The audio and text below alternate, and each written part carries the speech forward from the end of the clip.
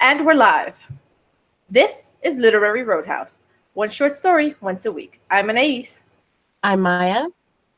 I'm Gerald. And this week we're reading Landfill by Joyce Carol Oates. Spoilers ahead.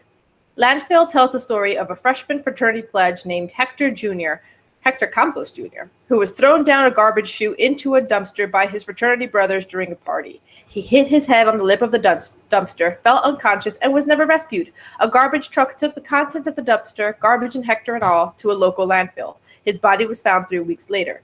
The story focuses on Hector and the people around him, and the story they have to tell about the young man who inspired love, annoyance, ambivalence, and ear.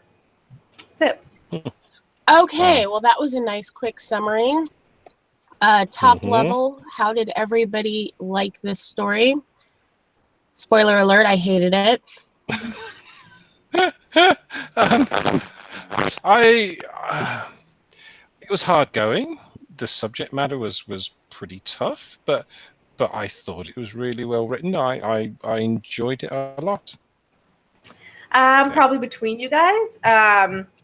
I wouldn't say it's my favorite story, but I didn't hate it the way Maya did. There's some aspects of it that I like. Yeah, we'll discuss a bit more what I did and didn't like about it, but I'm sort of in the middle. You know, one of the things about this story is that it created quite a bit of controversy when it came out. Joyce Carol Oates was kind of lambasted for this story because it is very close to a real incident that actually happened right down to the date. And so there was a lot of criticism for that. But I will say that my reason for hating the story had nothing to do with that.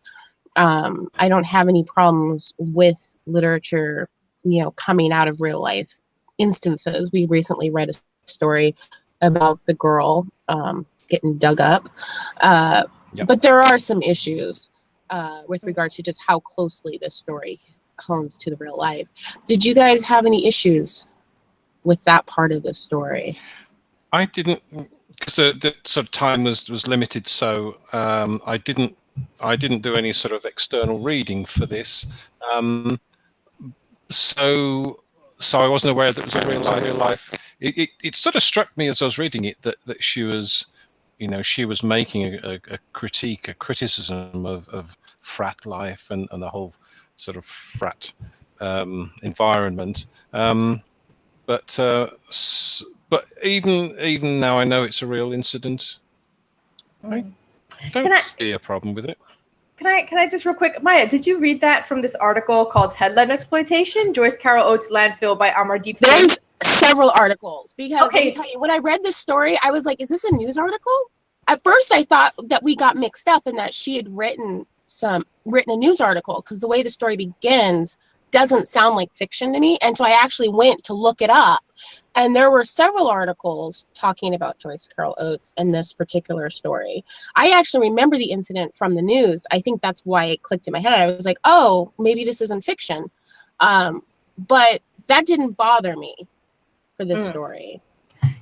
The reason I ask where you got it from is because I just Googled this real quick as you were speaking. And this is an article on a Lehigh blog. I went to Lehigh and I'm an alumni. Amardeep Singh was a professor of mine, one of my favorites. I loved his class, which I took my senior year, which was literature class. We read a lot, but it wasn't just literature, it was multimedia. Anyway, I didn't know that he had this blog post about this particular story. So it's such an amazing find for me. But his how funny.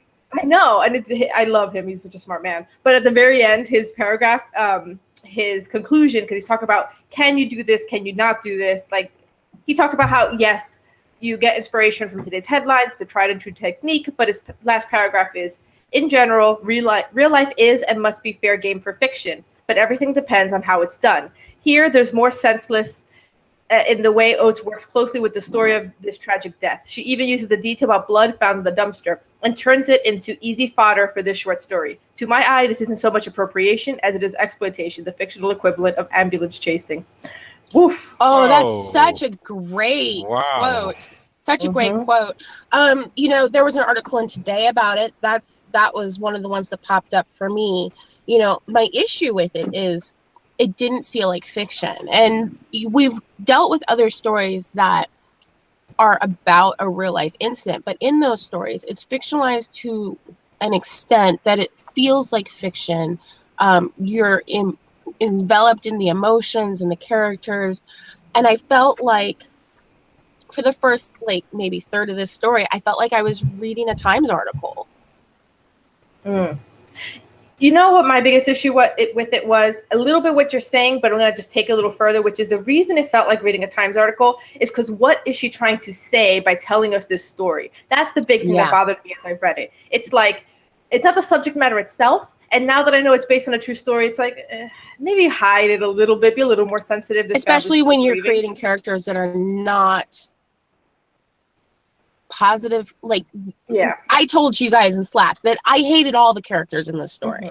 Yeah. And if you're honing close to a real life incident and then you're just talking smack about all the characters in the incident, even if you can say, oh, well, those are fictionalized characters, you've honed so close to the real life, then people wonder, well, is that what really happened? Is that how his parents really are? Is that how he was acting in school? Even though that can all be completely fictionalized, by staying so close to real life, it tars everybody with this brush that made me very uncomfortable. There's the risk of impugning the real victim in this way. But more than anything, it's what is the point? Like, so, for example, when we read End of Clay, Are We Created by Isabel Allende, she had a point. There's something she's exploring here, right? There's something else going on, and there's a theme that she's discussing that we later found out is a theme that's throughout that anthology. That's a part of an anthology, that one short story that has a lot of recurring characters.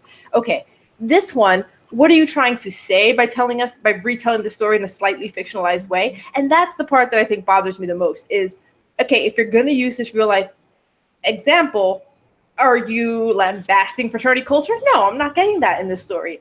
Are you, like, what is the thing that you're... What do you think she was trying to say in this story?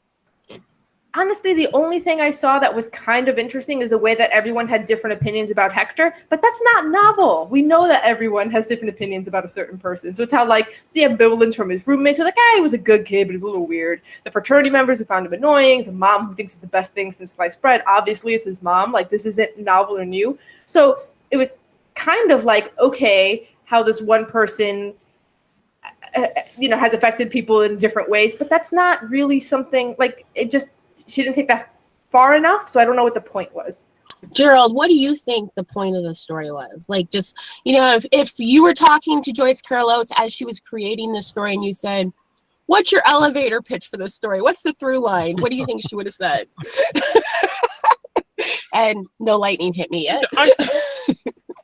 I don't know. See, I think it is a criticism of fraternity life. I think it's fairly clear in the descriptions of the frat house and of the people and what went on in the frat house. So I think it is the criticism is there. Now I know it's from a true story. Yes, I can see that the characterization or the picture she paints of the main characters is perhaps a little unkind, because you're drawing conclusions from how she's writing those characters, and if those are the characters in real life, she is creating a character, isn't she? As the reader, you then understand. You make conclusions about those characters based on what she's written. So I think in that respect, I think it's perhaps... It's stories like this that make me wish I'd finished graduate school and could teach a class on, like, ethics and literature, because I think this is an interesting and very fuzzy question. The freedom of the artist versus the responsibility of the artist is something I'm really fascinated with. Both of you, Anais says that she thinks the story is a criticism of fraternity culture, but it's not really, because it's not really done well. And you think that that is the point of the story. At first when I was reading this, I thought, that's probably the point of the story. It's the most obvious. But as I was reading it, I will give Joyce this. I feel like she wanted to say something, but she didn't know how to approach it, partially because she's not of that culture. At least I'm assuming she's not. Maybe. Huge assumption on my part, but she looks like a white woman, so I'm just going to leap to assumptions. There is a subtext in this story where the reason why he is so drunk even for the frat brothers. He drinks even too much for the frat brothers. He doesn't fit it in college. He's uncomfortable in his own skin. Part of that is because of the very thing that makes his mother proud. The father took them out of the ethnic neighborhood, moved them to the white neighborhood. They put him in a good college. They are trying to make that advancement from lower middle class to middle class, or even upper middle class. And their son is not comfortable entirely because he doesn't fit in anywhere. And I think that is an interesting topic. I don't think she does it well. So I think there are hints of it all throughout the story, though. Yeah. So again, I'm going to link to this article by my former professor, Amardeep Singh, because this is amazing. So he tries to get to what is the point, and he does the same thing we're doing, where he's talking about almost there. She almost gets it, but then she undermines it in this other way, and I like the way he puts it. So he says, there's some Catholic imagery in the middle of the story, which suggests a sympathetic reading. Is Campos an exemplary Christ-like figure of some kind? Does he die for the sins of American excess, the ugly psychosocial mess concealed in the American college system? Alongside that sympathetic allegorical reading is the scathing portrait of fraternity life. Oates also throws in some references to evolution via a biology lecture. And then he quotes from the story, evolution is only possible through change. Species change, not by free will, but blindly. Keep talking. Yeah. I turned off my mic. I'm sorry. Okay. I can't find it. Okay. So I'm going to say that again. Sorry. I think you edit it out. Okay. So Oates also throws in some references to evolution via a biological lecture. Evolution is only possible through change. Species change not by free will, but blindly. That's a quote from the story. Suggesting an equally viable reading of Campos's death that is distinctly unchristlike, the death of a drunk fraternity brother who got stuck in a dumpster as a kind of natural selection, a fitting fate for someone who was, if you will, imperfectly adapted to whatever enables survival in today's college culture. A little bit what you were talking about. He sucks so much at existing in college that when you put in that evolution quote, it's like he got naturally selected out of college culture. Yeah, it reminds me of the Darwin Awards. Like, yeah, he's like a classic of the old Darwin Awards list back in the 90s. Really? I remember reading those. But, I mean, this is problematic because if you're saying that he's a case of the Darwin Awards and natural selection, this is based off of a true story. Like, how cruel is that? Yeah, and I don't think Joyce Carol Oates is that cruel. Well, Gerald doesn't agree. Yeah. No, I think stretching the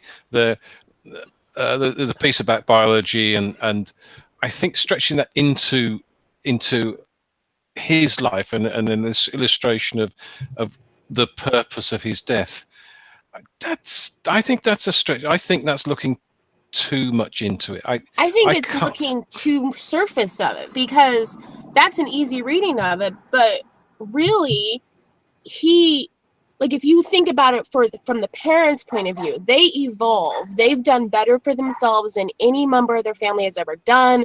They are evolving and their child doesn't make it. Now that is much more closely hewn to natural selection than the idea that you're a mutant and you die because your mutation doesn't work. It's much more subtle than that. And I think in this case, if you look at it from going back to the parents and their evolution, how their marriage evolves during the story or devolves during the story, how their faith changes, like he becomes very hard after his son dies. She becomes much more religious after her son dies. You know, the evolution of growing older and your son and your kid going away and you not having your own life. I think there's a lot of things that you can point to that definitely are evolution markers. I won't say that, he's a Darwin Award necessarily because of this, because there's so many reasons why he's in that situation. And I would even do we know how he got down the garbage chute? I think that was very fuzzy. Did he do it or did he toss? There's a line in there where he's hallucinating or dreaming or he's drunk and he's thinking he's crawling into it, but then he's thinking he's being tossed into it and someone's trying to pull him out. There's so much confusion in this story. I thought the way I read it was that the frat brothers were holding him as a prank and then they lost their grip or something. Yeah. They were holding him. The story goes back and forth.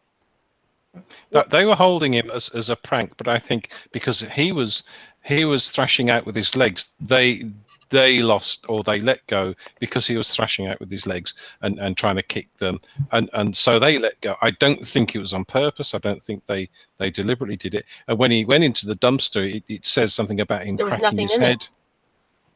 Yeah. There was. No, I was just saying that other kids had gone down the dumpster, but there was always garbage there to catch them. And when he went, there was nothing in it. No, there was, because he had stuff in his mouth when he fell in. No, see, stuff like this is why it gets so confusing. Okay, here. It sounds like a pig squealing or a kid shooting down a slide in an amusement park. At the end of the pitch black stale air chute, there should be something soft to break his fall, except there isn't. And with the impact of 175 pounds, Scoot Campo strikes the edge of the trash bin and his forehead hits its empty metal lip. And then later on, he twists and turns and the party garbage is being tossed on him, which reveals to us that he was alive in there. Mm-hmm. Yeah, that's how they were throwing all this garbage on top of him. He was alive. He was most likely alive when they crushed him in the compactor. Like, but the way it's written, it's so confusing because you're in the head of an unreliable narrator. He's drunk, and it's written like he's drunk, which leaves you as the reader very confused about what exactly is happening at certain parts of the story. He was drunk. A lot of people were drunk. I think the people who held him, the frat brothers who held him in the chute, were also drunk. And that's the part where it is an unflattering portrayal of fraternity life. It just doesn't ever put the nail in the coffin. And, Gerald's not convinced by the evolution thing, but she spends a paragraph and a half on that. Like, I understand that it's him not understanding his biology class, but she could have chosen any subject. And she chose this one, and she chose those quotes. And what does that say about the story? I think it says a lot about the story, and we can definitely have 15 different interpretations of it. But you're right, a paragraph and a half. Joyce Carol Oates, this is not her first time at the rodeo. She is well known for writing, top tier short stories. So even though I may hate the short story, I know there's something there, and it's just a matter of picking it out. I mean, in this story, even as we're expressing everything we're frustrated by, she still shows her skill, because let's pretend that this wasn't based on a true story, which then feels a little cold. The best parts of the story that came alive for me is when she's quoting people in italics. That dialogue, I love that part, because those characters, even though I don't know their names and I'm not close to them, they came alive. And there was that bit where he's like, you got the impression Campos hadn't a clue how totally uninterested people were about the things he'd talk about. The frat house, wrestling, his opinions on his courses, girls. Me and Steve liked him okay at first. It's cool we got a Hispanic roommate, or Latino? That's cool. But Campos, he's just some guy. Nothing special about him you could pick on, except he wanted to hang out with the frat guys. Like, the way that these long passages, that one keeps going. That was the part where the story came alive for me, because in between, we're starting to feel a little bit like Maya said earlier, like a New York Times article. I still didn't find the point. And that's why I think the part that jumped out at me is the way that different people speak about him and think about him as being the part where the story actually had some, shades of light and dark and was doing something different. I'll even go a step further. How many stories have we read that we've hated and the conversation is really short?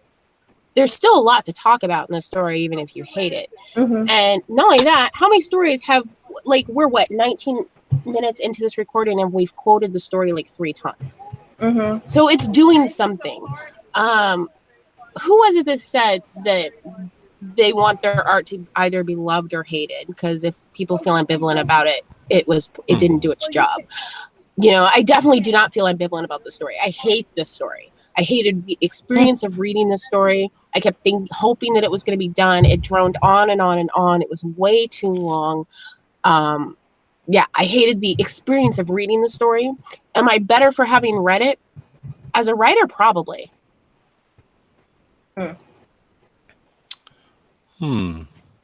I don't. Why did you hate the reading of it? There was nothing in this story that captured me. Wow. I was reading it and words, they just kept coming and they wouldn't stop. And I'd look at the scroll bar and it just wasn't moving. And I was like, I could be doing so many more things than reading this horrible story. There were no characters that I felt empathy towards. So I was reading a story about a whole bunch of people I couldn't stand. Usually in a story, there's one person you kind of like, or they have a redeeming value. No, I found the mother to be a simpering, just idiot. I found the father very cold. I found Campos just a mess. His friends either cold, drunk, idiotic, or just cruel.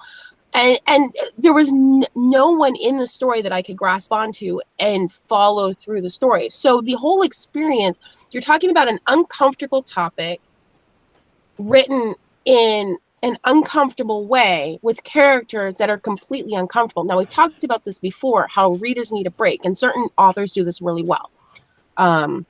Sanders does this, where he'll get really into something really dark and gross and gritty, and then maybe he'll break it with humor. Or Monroe does this, where she changes the pace. It gives you a break. At no point in the story did I feel like I got a break, like the pace changed, like there was humor, like there was some relief so I could digest just how negative this story felt the entire way. No, it was bad, it was uncomfortable, and it felt gross from the first word to the last word.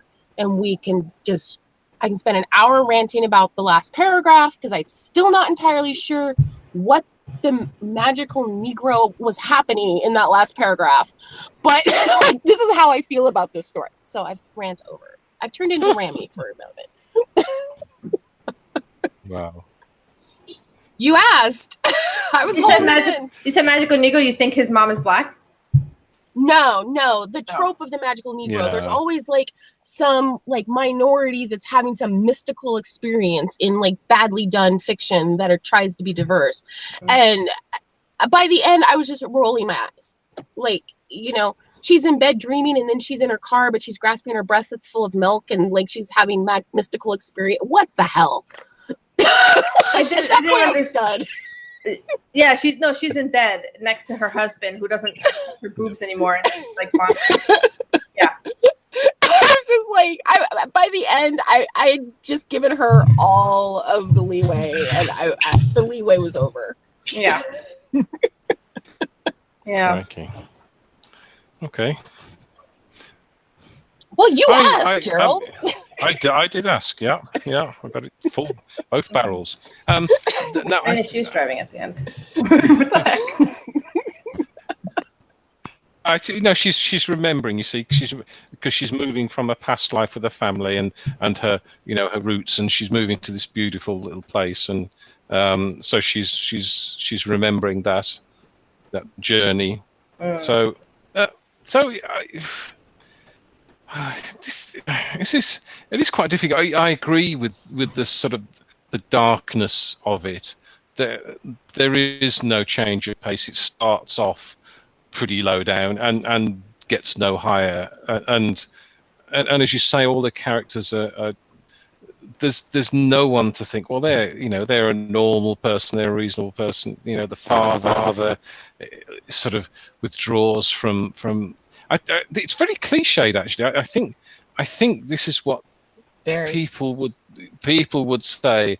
The mother goes deeper into religion, looking for an answer. The father withdraws because religion has let him down. His God has let him down. And the kid is a bit, is a bit sort of tubby, a bit overbuilt, and he's a bit awkward, and nobody likes him. That's a bit of a cliche, but then it's a real person. So you don't know. Whatever she did with the real characters, she didn't make them very pleasant. Yeah, and I think there's another. To what you were saying, it didn't feel pleasant. There was all these parts of it, and you went back to the church scene, going deeper into religion, and yet I feel like that is really just talking about Irene, the mother, and Hector Sr., the father, and what kind of people they are. Because there's a different biological quote that stood out for me, as how I'm always looking for like the thesis statement of the story, and this one feels like it to me, which is when it's again biology class. He's quoting from something the book says, or the professor saying, no purpose, just chance. The pattern of scout ants seeking food would look to a viewer like intelligent design. But what was really the result of the random haphazard traits of ants seeking food? So anyway, so like this idea, it seems to me the whole no purpose, just chance, and you're impugning this almost in the way that Hector died.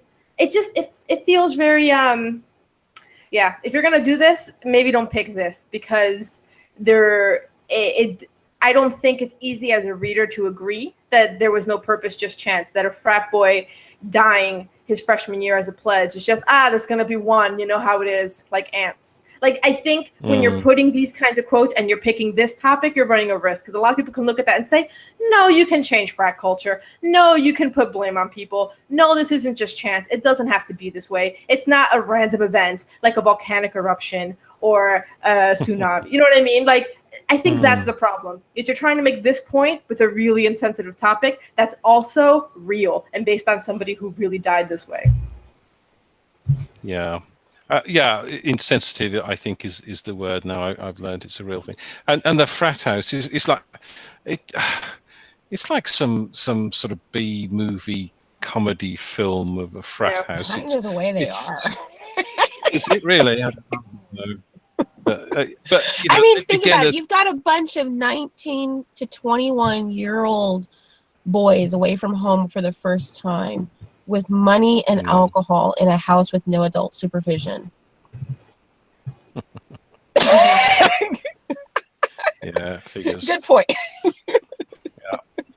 And here's the thing is I agree, because at Lehigh there is a very big fraternity culture, and a lot of fraternities are like this, but there are some voices, and there are some people who are trying to change this. We're trying to change that way that pledges are getting hazed, and there's some pushback. There's people who don't want to change, people who do want to change. So I can also see people in Greek culture reading this and being like, why do you have to paint us all like buffoons? You know what I mean? Like, I can see also a little bit like there is a conversation about this happening on campuses, and people who want to change this, even people within the Greek system. So it's a little bit like, why pick this? I think that choice was the weird one. And she apparently did sort of apologize, but not really. One of those like fake non-apologies. I feel like if the point was fraternity culture, we've seen this in other stories where the point is within some group, it's a sensitive group, so they have multiple characters in that group that have different views on that topic. Yeah. That way you're not just painting the whole group in one way. I feel like Joyce Carol Oates knows better, so that I don't think necessarily that's the point of the story. I think that is the way it's read, but I can't, like, something in me is like, really? Would she really make such a rookie mistake? Like, I do think there's something more here. Yeah. There has to be. Dang it. Like, how many times has she been listed for a Pulitzer? Like, really? I feel like Lincoln and the Bardo all over again. Well, I mean, I feel like we're also coming down too hard on Joyce Carol Oates over one story. We've done this before. We have read from an author, and we're like, we've read other stuff by them, and we loved it. We didn't love this one. And there's a way in which, when you love an author or any artist, whether it's a painter or a composer or something, because you love some of their pieces, you feel extra disappointed when there's a part or a piece that you don't like. So it's a little bit like, she has a lot of published works, and there's a lot of stuff that we do like. So it's a little bit like everyone is going to miss a mark sometimes. I think Stephen King's great about talking about that openly, like some of mine are clunkers, right? Oh, yeah. So she really I do think that there's more to this story. I just feel like the story is so uncomfortable to read. It's hard to get to those things. Yeah. But if you put her interpretation of a real situation to one side, as I did, so I'm coming down on two sides here. You know, I agree with a lot of what you say now. Now I understand, but actually, when I came to it first as a story, I enjoyed it more. You know, it was hard going, really, and it's not very nice. But I, as a piece of writing, I enjoyed it. So I think that's how I'm going to have to rate it, because that was my interpretation of it at the time. Yeah, and I'm gonna have to I mean, it's hard because there's so much to talk about with this story, and usually that makes me rate things higher. But the fact is, I came to it cold and stopped reading and went and Googled it because it didn't feel like a story. Oh, wow. Okay. Yeah. And that's between that and looking at the scroll bar, those are death nails for me. You know, a lot of times there are stories where I'm like, oh, you know, I didn't really care for it. It's probably a 3, but there's so much to talk about and it's got me on fire, and it ends up being a 4. And I can't do that in this case. I was just so miserable reading it. It's getting a very low rating for me. I think we read Mastiff before, and I liked that one, if I remember correctly. I don't really remember the story very well. It's been a while. And Joyce Carol Oates has been on my list for a long time to read one of her novels. Now I'm concerned. Like, will I like it? I like the way she writes, but... You probably will. I really, like I said, I wouldn't let one misstep harshly affect the way that you receive an author, and it doesn't. So when's the last time you read Saunders? I loved Lincoln and the Bardo. Oh, so yeah, that's right. It's only me that's boycotted Saunders. Yeah, you're boycotting Saunders. I liked it, so you're at the wrong person. Yeah. Me and Saunders are having a little bit of a break. I'm going to give it a year to recover. When he comes back with roses and a good short story, you know, I'll think about taking him back. Yeah. You know, I am like, dude, sorry, I'm still on Amardeep Singh's blog because he has other short stories by authors that are underrepresented. So he has a review of Letters to Uncle Sam by Sadat Hassan Manto. We read a story by Manto. Yeah. I forget which one.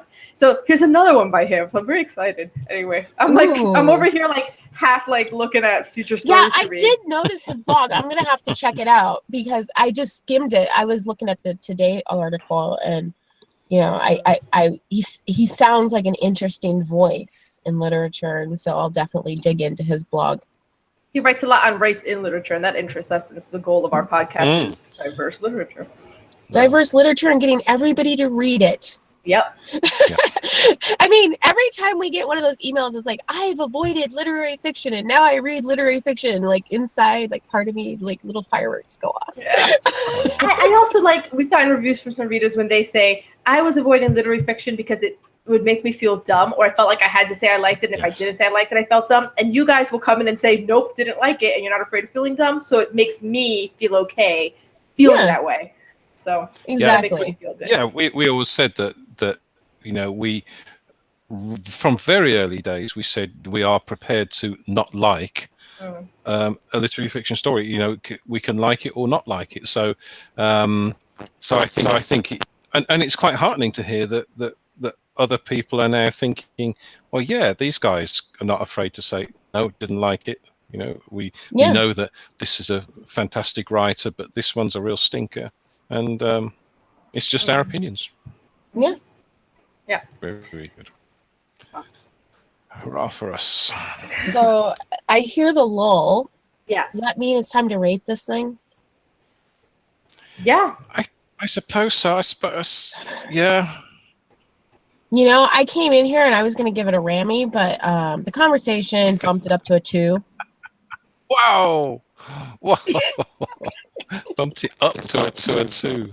Yeah, it did, actually. I was prepared to give it a 1. Yeah. I was that miserable reading it. Wow. Wow. Okay. Oh, what's going on over here? I have no idea what you're doing. Are you going to rate it? No. I am going to rate it. I just noticed. No, I'll tell you guys.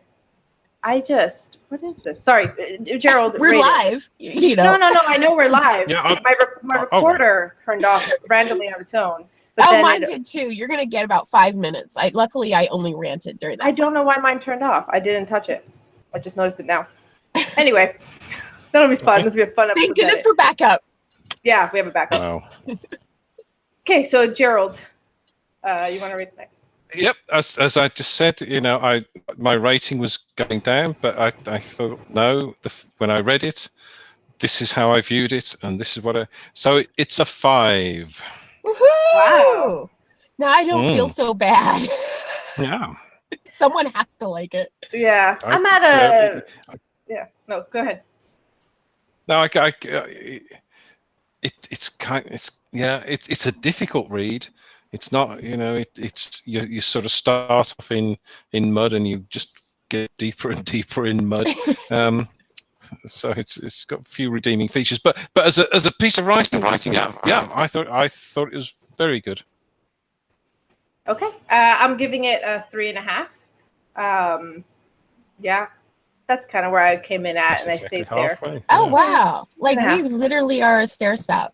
Yeah, I was like, Yeah. I even said, When I find an author and I read something of them when they are so highly praised, when they are considered such a master, and then it's such a dud, and it just kind of breaks my heart a little bit. I'm definitely going to have to read more Joyce Carol Oates. Maybe I'll have the Hemingway effect and find something I like. She's been on my list for a long time, and I'm just hoping that, I like some of her other work.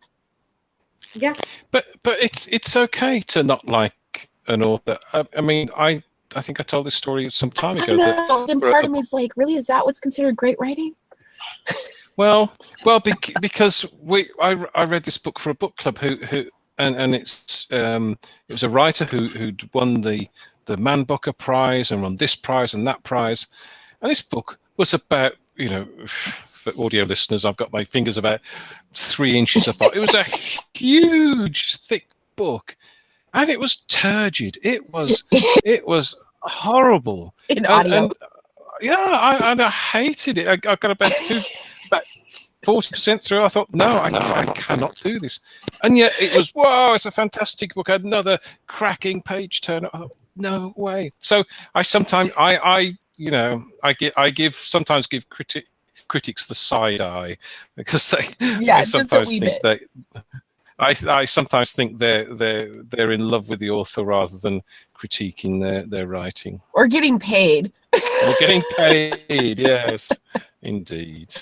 Yeah. Or I think sometimes maybe when you read like those Hollywood stars. I was gonna say, also I think sometimes when you read an author a lot and you already sort of know their MO, you can read something that other people would think is not one of the best examples of their work, but you already know so much about them that you're filling in the blanks in a way that someone else might not be able to. I think that happens too. Yeah, like, definitely. Yeah. I know that happens. My positive experience with Carver, the couple times I tried to read, really didn't understand what the big deal was, and then after reading like 30 some odd stories back to back. Did she freeze for you? Yeah, she's breaking up. Maya, you're cutting in and out, and since you don't have a recording, we're not going to get what you're saying. It's okay. It's all okay. So I'm gonna. Yeah, it's cutting out. So anyway, there's no game this week because next week we will be joined by Bailey Annis from the Adirondack Writing Center to discuss Christmas Party by Russell Banks. So we're going to read that story. But before you go, leave a kind word in remembrance of Hector Campos Jr. in the comments section at literaryroadhouse.com. Also, where were you the night Hector disappeared? Give us your alibi and thoughts on this story on Twitter at Lit Roadhouse or in our Facebook group, The Literary Roadhouse Readers. You may also leave voice messages on our website. Did this story confirm that party culture is dangerous and you're better off being a bookworm in a library? Good, that was totally the point. Join the Literary Roadhouse Book Club to discuss a novel every month and stay clear of book shoots. Also, we're going to a fraternity. Help cover our dues and podcast expenses at patreon.com/Literary Roadhouse. Every bit helps. And as always, share this podcast with the decomposing corpse in your landfill. Until next time, read a good story.